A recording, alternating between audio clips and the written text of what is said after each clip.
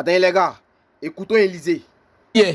Qui prennent le matelas pour aller dormir à la présidence au plateau? Non, on va pas construire un hangar là. Mais oui, mais attends. Mais pendant qu'on y est, ils vont aller où ça veut dire quoi? Très bien. Non. Pendant qu'on y est là, faut qu'ils se déplacent, donc aller tous mettre leur matelas dans les ruelles du plateau et puis dire bon, ok, désormais cet endroit-là, c'est là que nous on va vivre. Faut arrêter, Christelle, faut arrêter.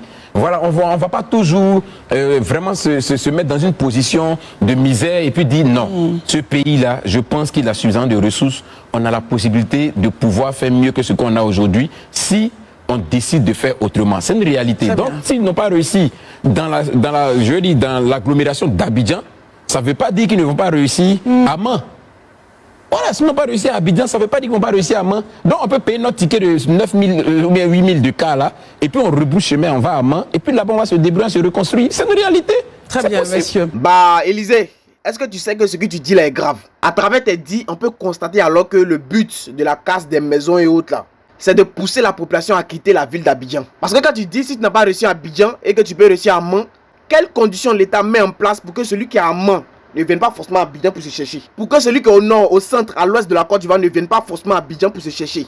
Quelles conditions l'État a mis en place pour empêcher ça? Quand tu parles, je ne sais pas si tu réfléchis avant de parler, regarde comme ça en Europe. Celui qui est à Marseille n'est pas obligé forcément de venir se chercher à Paris. Il peut rester dans son Marseille là-bas. Jusqu'à il va mourir parce que l'État a créé des conditions pour ça. Tu vas en Espagne, celui qui est à Madrid là n'est pas obligé de venir se chercher forcément à Barcelone. Les conditions sont créées pour que celui qui se cherche à Madrid se retrouve à Madrid.